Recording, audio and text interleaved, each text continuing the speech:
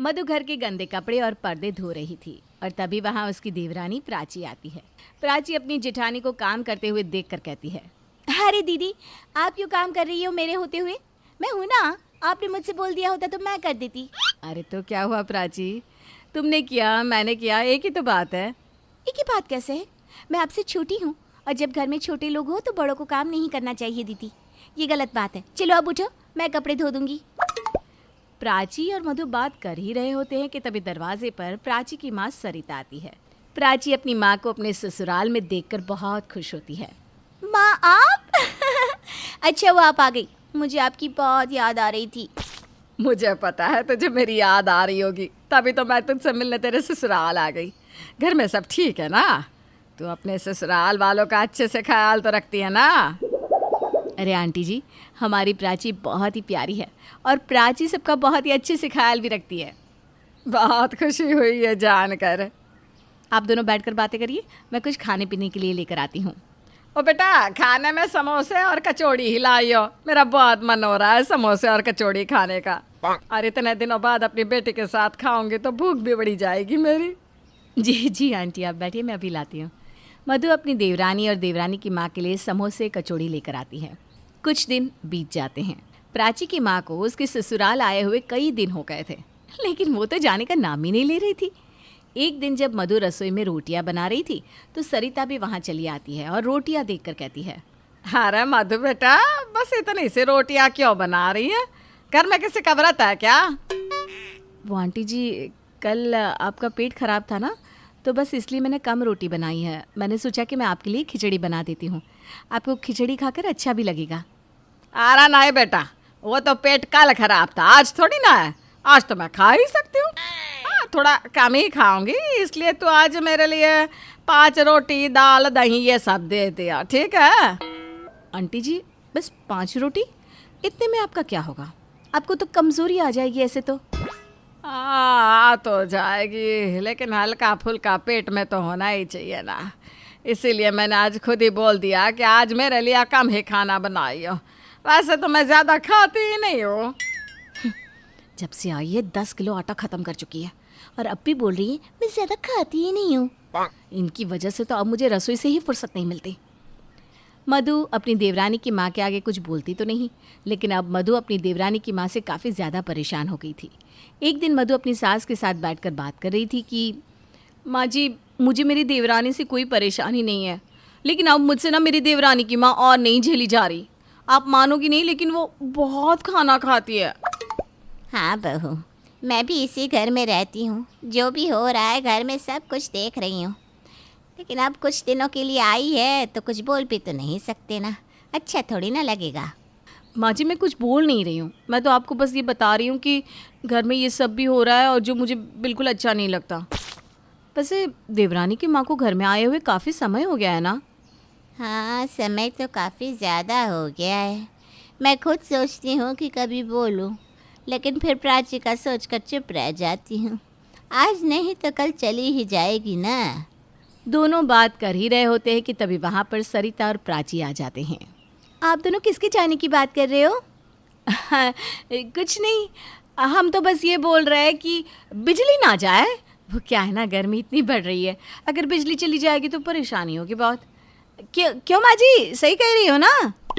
हाँ, बहुत सही कह रही है। वैसे देवरानी जी, आपका भाई और भाभी अब तो घर पर बिल्कुल अकेले पड़ गए होंगे ना? जब से आपकी माँ यहाँ आ गई है उनको तो घर सूना सूना लगता होगा ना बहुत। हाँ, लेकिन वो दोनों भी खुद घूमने गए हैं। अच्छा, तभी आप यहाँ आ गई। वैसे वो वापस कब आएंगी? आपको भी तो उनकी याद आ रही होगी ना? दीदी, मुझे ऐसा क्यों लग रहा है कि आप मेरी माँ को इनडायरेक्टली घर से जाने को कह रही है? अरे नहीं नहीं नहीं प्राची, तुम गलत समझ रही हो। मैंने ना तो ऐसा सोचा है और ना मैं ऐसा बोल रही हूँ।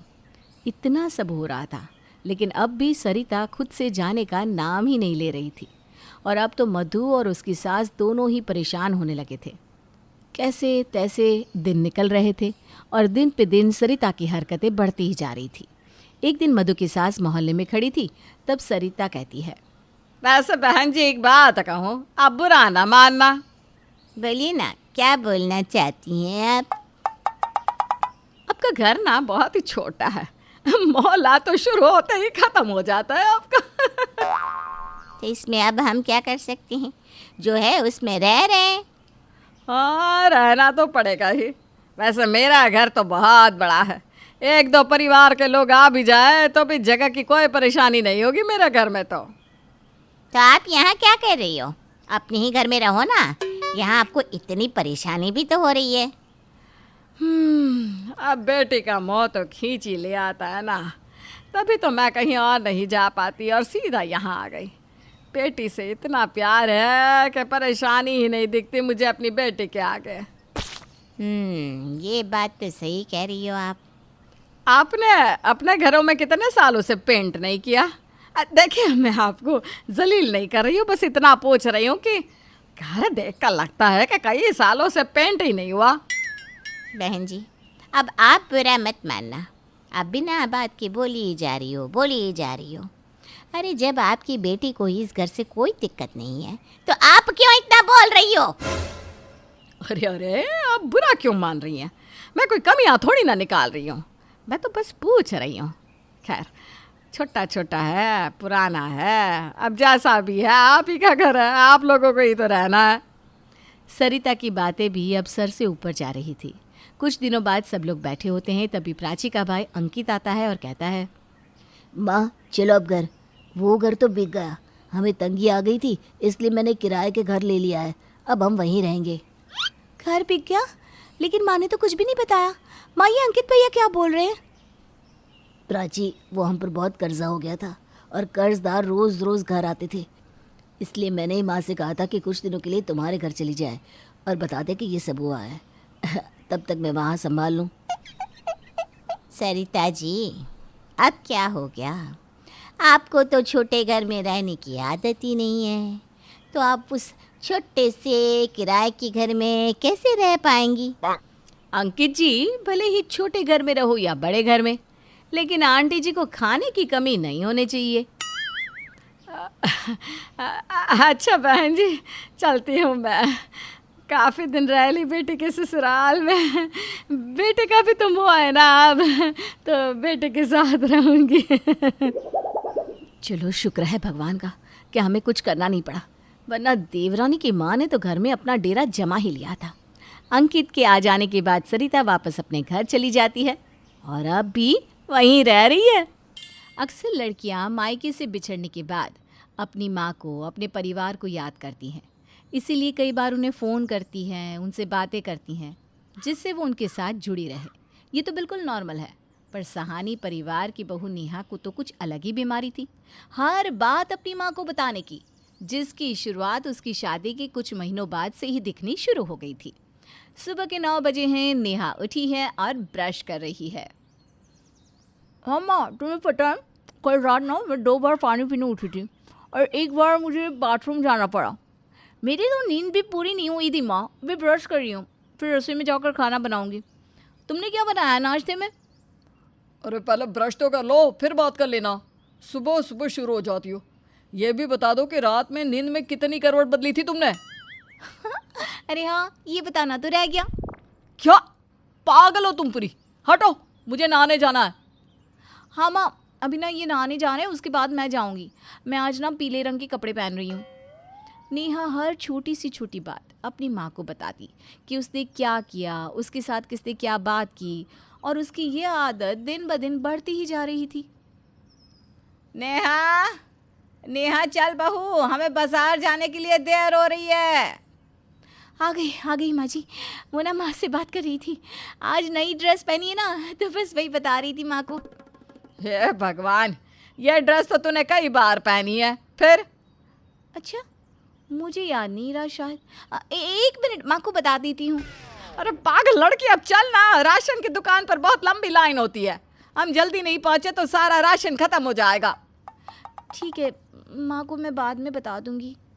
विमला और नेहा राशन की दुकान पर पहुँचते हैं, जहाँ लंबी लाइन थी। विमला नेहा से कहती है कि वो लाइन में खड़ी रहे, तब तक बाज़ार से सब्ज़ी लेकर आ जाएगी। ठीक है माँ जी, आप जाइए, मैं यहाँ लाइन में खड़ी हो जाती हूँ। देखना लाइन में ही रहना, कहीं बाकी लोग ना आ जाए लाइन के अंदर। नहीं नहीं, मैं सब संभाल लूँगी माँ जी, आप जाइए ना। विमला सब्जी लेने चली जाती है और नेहा लाइन में खड़ी रहती है। अभी तो बहुत लंबी लाइन है, एक काम करती हूँ, माँ को फ़ोन कर लेती हूँ। नेहा अपनी माँ को फ़ोन लगाती है और बातों में इतनी मगन हो जाती है कि टहलने लग जाती है और उसे ध्यान ही नहीं रहता कि बाकी सब लोग लाइन के आगे जा चुके होते हैं। जब विमला सब्जी लेकर लौटती है तब, अरे सत्यानाश हो जिसने ये फोन बनाया, सामने देख तो सही, सब लोग राशन की लाइन में आगे चले गए और तू यहाँ मौसम विभाग की तरह बस खबरें देने में लगी हुई है। सॉरी माँ जी, मुझे ध्यान ही नहीं रहा, आगे से ऐसा नहीं होगा, प्लीज़ मुझे माफ़ कर दीजिए। उस दिन नेहा की गलती की वजह से उन्हें राशन नहीं मिल पाया। विमला को गुस्सा तो बहुत आ रहा था, पर वो अब करती भी क्या। उसने सोचा कि शायद नेहा समझ जाएगी, पर ये सिलसिला यहाँ रुकने वाला नहीं था। शाम को विमला के घर कुछ मेहमान आते हैं। अरे आपने तो बहुत खिला दिया विमला बहन। अरे हम भी जब आपके घर आते हैं तो आप भी बिना खाए हमें कहाँ छोड़ती हैं। वैसे आपका मकान काफ़ी सुंदर है, ऊपर भी है क्या कमरे? हाँ हाँ है ना, आइए आइए, मैं आपको मकान दिखा देती हूँ, आपको बहुत पसंद आएगा। बहुत प्यार से बनवाया था मेरी सास ने, आइए। ऊपर नेहा का रूम था जहाँ वो अपनी माँ से बातें कर रही थी। पता है माँ, दोनों ने 5 पकोड़े, 2 कचौरी और 4 बादाम खाए, ऊपर से चाय भी। एक साथ इतना भला कोई खा सकता है क्या? और दोनों की सूरत तो देखो, किसी काली भैंस से कम नहीं है। और दोनों के कपड़े, वो तो जैसे धोबी घाट से उठा के पहने हो। और ना, पीछे विमला और दोनों औरतें खड़ी होती हैं। बहू बड़ी मजाक क्या है, क्या तू भी नेहा बहू? हाँ, बड़ी मजाकिया है आपकी बहू, इसीलिए तो हमारे हर पकोड़े का हिसाब रखा है इसने। हाँ, हमें भी अगली बार से आपके हर निवाले का हिसाब रखना पड़ेगा विमला बहन।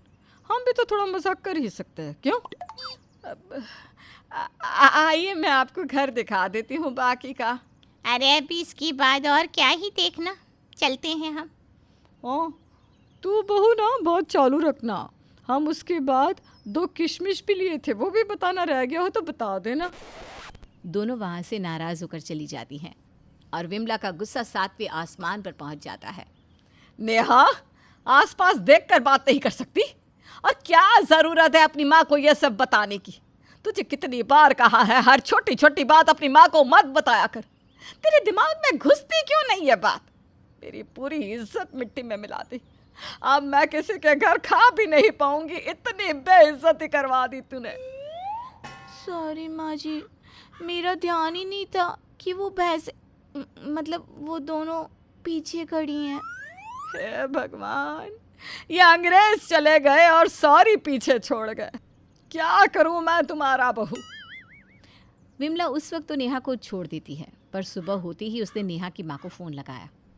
हेलो समधन जी, मैं नेहा की सास बोल रही हूँ।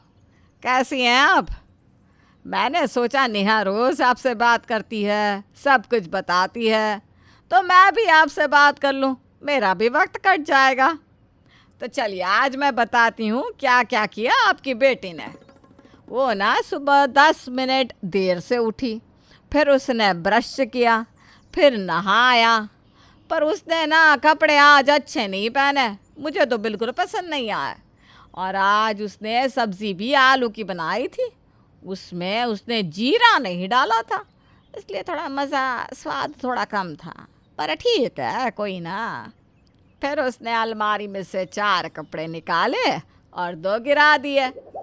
विमला हर रोज़ नेहा की माँ को फ़ोन करने लगी और हर छोटी छोटी बात बताने लगी। वो 1 घंटे में उन्हें फ़ोन करती, नेहा क्या कर रही है वो बताने लग जाती। एक तरफ नेहा थी जो अपनी माँ को फ़ोन करके सब बताती, और अब वही सब कुछ उसकी सास भी कर रही थी। पर एक सुबह नेहा को उसकी माँ का फ़ोन आता है। देखो, आज ना मैं तुम दोनों सास बहू के हाथ जोड़ती हूँ, आज के बाद मुझे फ़ोन मत करना। तुम दोनों को लड़ना है लड़ो, बात करनी है करो, एक दूसरे को कत्ल कर देना है तो कर दो, पर मुझे फ़ोन करने की ज़रूरत नहीं है। कभी तुम फ़ोन करती हो, कभी तुम्हारी सास। अरे परेशान कर दिया है मुझे, कोई ज़रूरत नहीं है मुझे फ़ोन करने की। जो बताना है अपनी सास को बताना, समझी? और फ़ोन काट देती है। हेलो माँ, माँ, इसे क्या हो गया? ठीक है, मैं भी फ़ोन नहीं करूँगी अब। दरवाजे के पीछे खड़ी विमला मन ही मन मुस्काती है। हाय विमला, क्या दिमाग पाया है तूने। ऐसे ही थोड़ी सास बनी है तू। शाबाश। माँ जी, आप फ्री हैं? हाँ, क्या हुआ बहू? आज पता है क्या हुआ माँ जी? मैं सुबह उठी ना, तो फिर ना हे भगवान,